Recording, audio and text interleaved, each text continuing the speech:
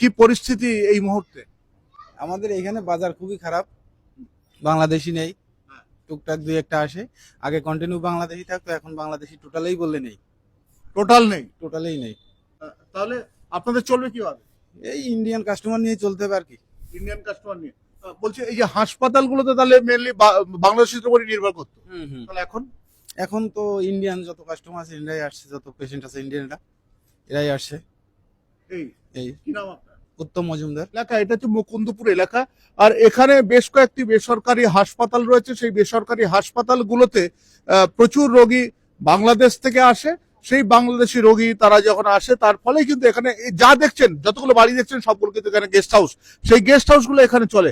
আর এই মুহূর্তে যা পরিস্থিতি হয়ে রয়েছে, সেই গেস্ট হাউসগুলো একেবারে ফাঁকা অবস্থা, অর্থাৎ এদের বিজনেসটা একেবারে নেই বলা চলে। এই মুহূর্তে বাংলাদেশিরা আসছে না, যার ফলে কিন্তু একেবারে মরা কোটাল চলছে হাসপাতাল পাড়া। তো মুকুন্দপুর এলাকাতে, পূর্ব যাদবপুর থানা এলাকা